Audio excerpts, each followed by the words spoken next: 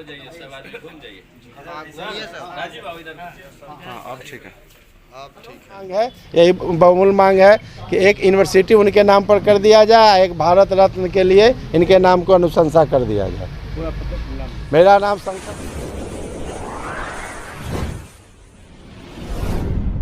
नमस्कार, आप देख रहे हैं पीयूष खबर बिहार। प्लीज सब चैनल को सब्सक्राइब और शेयर करें।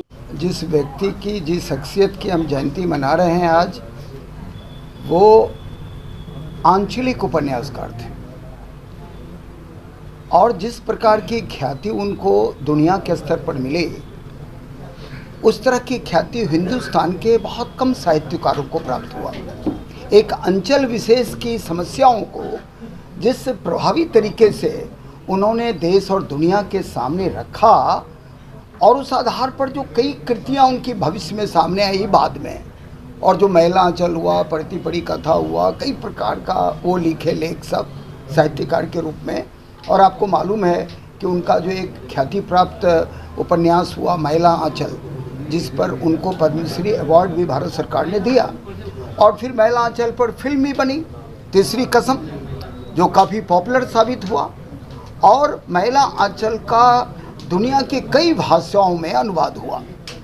और हमको वो समय याद है, रूस में तो उनका इतना बड़ा फॉलोइंग था रेणु जी का, कि जब एक बार साहित्यकारों की टीम रूस पहुंची, भारतीय साहित्यकारों का, तो लोग हैरान थे। जब वो लोग तो समझ रहे थे कि दुनिया में सबसे ख्याति प्राप्त आंचलिक उपन्यासकार तो रेणु जी रहे हैं, तो जल्दी से दौड़ा वहाँ महिला आंचल को पढ़ने वाले रूसी लोग, और उनसे हवाई जहाज़ के अंदर घुस कर पूछा कि इसमें रेणु जी कौन है। लेकिन उसमें तो रेणु जी थे ही नहीं। उसमें तो पैरवी से लोग, साहित्यकार लोग, विदेशी दौरे पर जाते थे साहित्यकार लोग। तो जैसे उन लोगों ने कहा कि इसमें फणीश्वरनाथ रेणु जी नहीं है, तो कहा उन लोगों ने कि एक ऐसा साहित्यकारों का डेलीगेशन आया भारत से जिसमें रेणु जी नहीं है। इसका मतलब ये फालतू डेलीगेशन है। तो रेणु जी बहुत ही ख्याति प्राप्त व्यक्ति थे, और केवल एक ही नहीं था कि केवल साहित्य के क्षेत्र में उनका कंट्रीब्यूशन था। आप सभी को मालूम है कि जैसा उन्होंने कहा कि उनकी जो प्रारंभिक शिक्षा दीक्षा हुई वो नेपाल में हुई, विराटनगर में हुई, और कोरेला परिवार में जो उनका हैसियत था, जो उनका स्थान था, वो केरला परिवार में और किसी दूसरे का नहीं था।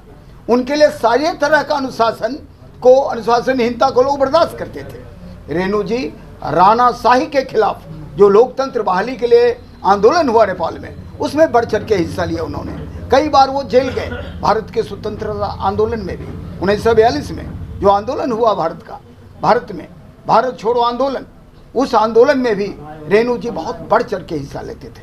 और आज तो अखबारों में आया हिंदुस्तान में कि जब मतलब कि हिंदुस्तानी जो रणबांकुरे थे, जो मिलिटेंट रूप में लड़ रहे थे ब्रिटिश राज के खिलाफ, उन लोगों के लिए एक बार अररिया से जब ये बारी आई कि उनके लिए रसद, पानी और गोला बारूद लेके पहुंचना है पूर्णिया देने रणबांकुरों के लिए, तो दूल्हा के बेस में रेणु जी एक बैलगाड़ी से और नीचे सारा हथियार और उसमें बाराती लोगों के साथ वो पहुंचे, लेकिन पुलिस को किसी ने खबर कर दिया था।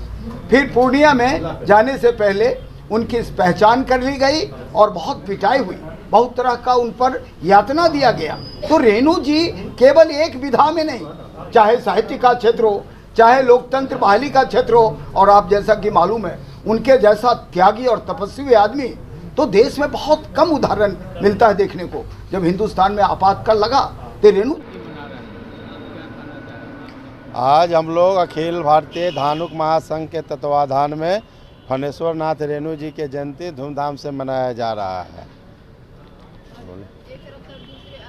बिहार के मजदूरों को तमिलनाडु में पीटा जा रहा है, तो इसको लेकर आप क्या कहेंगे? तो केंद्र सरकार का मामला है ना, केंद्र सरकार इस पर एक्शन ले, केंद्र सरकार नहीं लेगा तो हम लोग बिहार वासियों इस पर धरना प्रदर्शन आगे आंदोलन करेंगे। बिहार में पप्पू यादव भी धरना दे रहे हैं। हाँ जी, उनको बधाई, बहुत बहुत बधाई हो कि बिहार के छात्रों के लिए और वहाँ के मैंने ग्रामीण के लिए मैंने काम कर रहे हैं। हम लोग भी इस पर मैंने विचार करके इसका आंदोलन को आगे बढ़ाएंगे। सर, वहाँ पे जो मजदूर फंसे हुए हैं, बोल रहे हैं कि आगे भी हम लोग नीतीश कुमार तेजस्वी यादव को वोट देंगे अगर हम लोगों को यहाँ से निकाल देते हैं, कोई कंपनी लगा देते हैं। अगर कंपनी वगैरह रहता बिहार में तो हम लोगों को दूसरे राज्य में जाने की जरूरत नहीं पड़ती। मेरा कहना है कि 70 साल, अभी नहीं, नीतीश जी मान ला 15 साल 18 साल से हैं, इसके पहले 70 साल से जो लोग हैं, कई गो फैक्ट्री लगा है, लेकिन जब से माननीय मुख्यमंत्री जी हैं, जब से बिहार का नक्शा बदल गया है, काम भी बहुत सा हो गया है।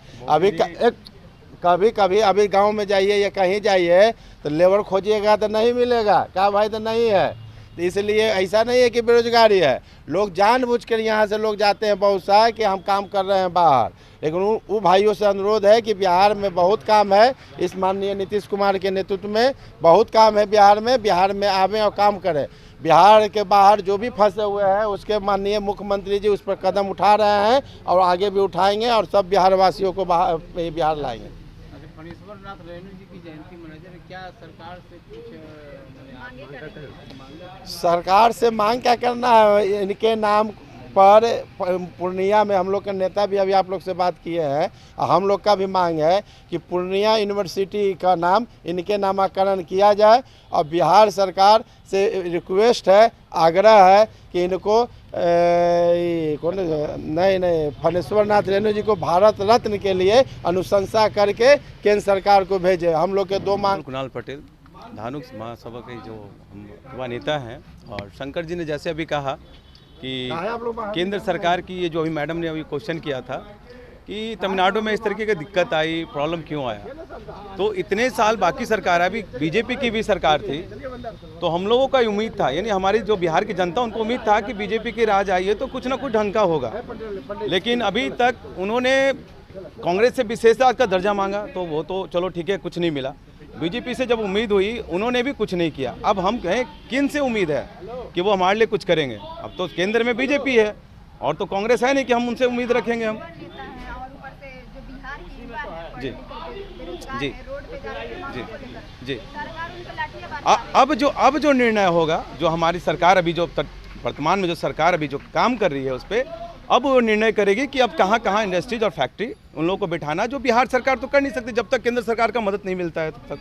तो इसमें हमारी बिहार सरकार क्या है, उनके हाथ बंधे हुए हैं। हाथ कब खुलता है? जब केंद्र सरकार उनको मदद करती है। इसमें हम और आप एक केंद्र सरकार से यही उम्मीद हम क्या, हमारी पूरे बिहार की जनता अभी भी आगे रखती है कि अभी 2024 का इलेक्शन आना है, अगर वो चाहे तो हमारे बिहार में 5 इंडस्ट्री बैठा दे जो ढंग की हो, जिसमें हमारे जो बाहर मतलब जो रोजगार की तलाश में जाते हैं और उनकी जो हत्या हो रही है, या जो अभी दिल्ली में भी बहुत सारा आपने सुना होगा, बहुत बार हुआ कि बिहारियों को भगाया जा रहा था। मुंबई में भी बहुत बार हुआ, ठाकरे साहब के समय भी हुआ करता था, बिहारियों को मार के भगाया जाता था। ये आखिर कब तक? कौन सी ऐसी सरकार है जो केंद्र में बैठेगी तो हम लोगों को बिहारियों के लिए सोचेगा? आखिर कब तक?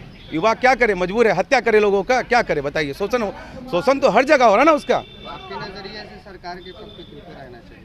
अभी तो फिलहाल ये मैं नहीं कह सकता, जनता खुद चुनाव करेगी किसको रहना नहीं रहना है। जनता समझ गई है कि अब किसको रखना और नहीं रखना। लेकिन हाँ, ये जरूर है कि बिहार को केंद्र की बहुत ज़्यादा ज़रूरत थी। अगर वो कुछ अपना सूझबूझ और समझदारी दिखाते तो आज बिहार में जितने प्रवासी मजदूर जाके हत्या उनकी हो रही है वो नहीं होता, वो थम जाता। मेरा नाम पिपुल कुणाल पटेल। जय हिंद, जय भारत, इनकलाब जिंदाबाद।